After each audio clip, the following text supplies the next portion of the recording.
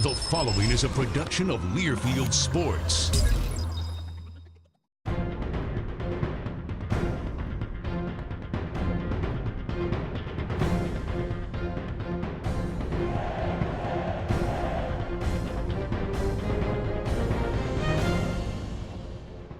The Badger Hockey Digest, presented by Charter Communications. Hi, welcome to the Badger Hockey Digest, brought to you by Charter. I'm Brian Posick, along with the head coach, Mike Eaves, standing inside the concourse at LaBahn Arena, which celebrated its grand opening last Friday when the Badger women played Bemidji State. Unfortunately, the Badger women lost to the Beavers 1-0. Nevertheless, Mike, you were here for that grand opening, and so many alums were back to take part in the celebration, and so many of them had a hand in getting this building built.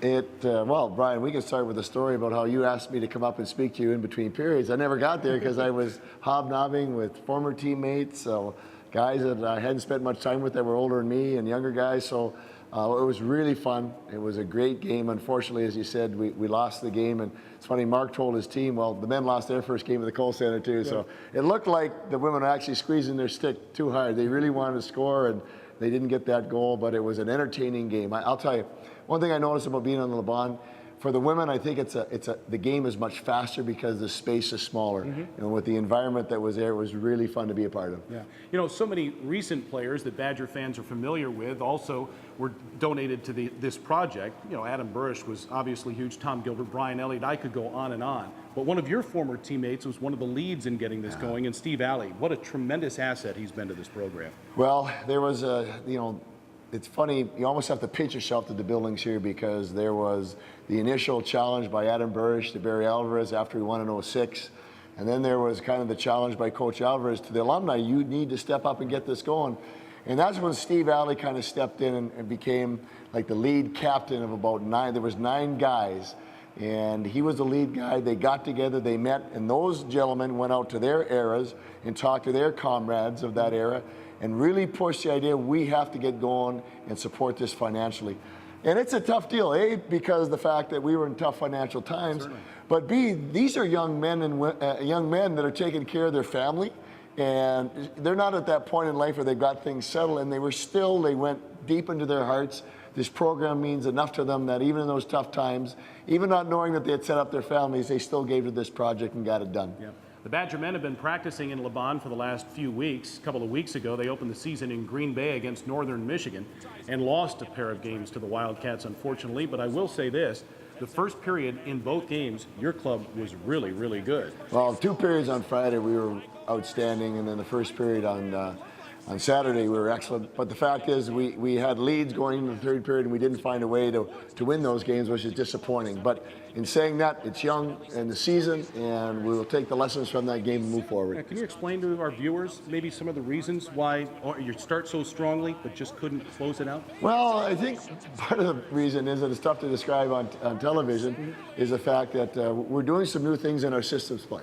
And because of that fact, we're not having the details that we need to have done to get it done. So we're moving forward in that direction. And part of it too is conditioning. It takes a while for a team to get into game shape, does it not? Well, it's, you know, like Jim has these guys in really good shape, but there's hockey shape, and now they got to get on the ice and battle. So we were kind of caught in that transformation of going from off-ice shape to on-ice shape, trying to learn a new system.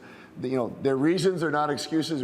Every team is going through them, so we just have to do our part and get it done. All right, so the Badgers had a bye week, and now it's up to Duluth to take on the UMD Bulldogs in the opening series of the final WCHA season as we know it. We'll have more with Mike Eaves in just a moment here on the Badger Hockey Digest. Football, Wi-Fi, wings, now that's a business plan. Glad you like it. Question is, how are you liking Charter Business? Well, our internet's a lot more powerful than with phone company DSL. It can actually run all this now. Plus, we've got reliable phone, and we're saving like crazy. Another everyday victory. Let me see your in zone dance. No, I don't dance. All right, let's just do a flying chest bump and call it a day. To save over 25% versus the phone company and get up to a $500 gift card, call now. Before we discuss Wisconsin's series with Minnesota-Duluth this weekend up in the Twin Ports, right off of Lake Superior, I'd be remiss if I didn't ask Mike Eaves about Nic Kerdiles, the highly touted freshman forward who was declared ineligible by the NCAA for his entire freshman season for what the NCAA said was a violation of its amateurism code. The NCAA heard Wisconsin's appeal, reduced that suspension or ineligibility to 10 games, and Nic will be available to play for the Badgers beginning November 30th, game 1 of a weekend series against the Pioneers up at the University of Denver. Mike, I know, details, we don't need to get into that, but what we can say is the response from Walter Dickey, an associate athletic director at the University of Wisconsin, who said in a statement that the university didn't necessarily agree with the NCAA's decision to suspend Nic at all. But secondly, the way this young man, an 18-year-old, handled the entire situation, you tip your cap to him, don't you? No, he's one of those rare young men that at 18 years old is mature beyond his year. And I think it's a nice compliment to his mom and dad. They've raised a young man that through this was disappointed, was confused, was angry, not understanding what was going on, as we were at times. But through all of it, he's come through on the other side, and he's controlling what he can control.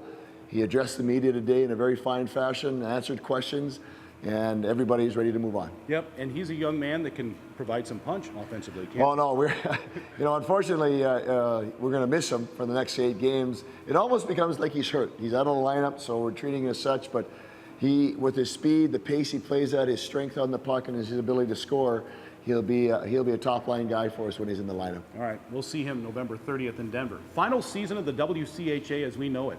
Oh my goodness, Wisconsin's going to the Big Ten next year. Several teams in the current WCHA are going to the new National Collegiate Hockey Conference. It's going to be different. Nevertheless, your goal is always to win the McNaughton Cup, the regular season championship, and it starts this weekend in Duluth against a good Bulldogs team that lost a lot from a year ago, but still very good under Scott They're still Sanders. very good, and I'm looking forward to it from the standpoint we get on the road with the guys again, and that's where you kind of build your camaraderie. So we go into a good environment, nice rink. It'll be a good test for us. I'm looking forward to it. Yep, and they're a team that's pretty up-tempo, right? Oh, absolutely. And the one thing that you notice in watching them is Scotty, as he always does, they play really hard. They had to kill 3 5-on-3s the other last week, 2 weekends ago against Ohio State, which I thought was, I've never seen that in a game where, so maybe they're playing a little too hard for Scotty, but no, it'll be a good battle, and we'll have our hands full for sure. We're looking forward to it. Unfortunately, no television coverage of this weekend series, but you can follow the Badgers online at BadgerSportsNetwork.com. For Mike Eaves, I'm Brian Posick, and thanks for watching the Badger Hockey Digest, brought to you by Charter.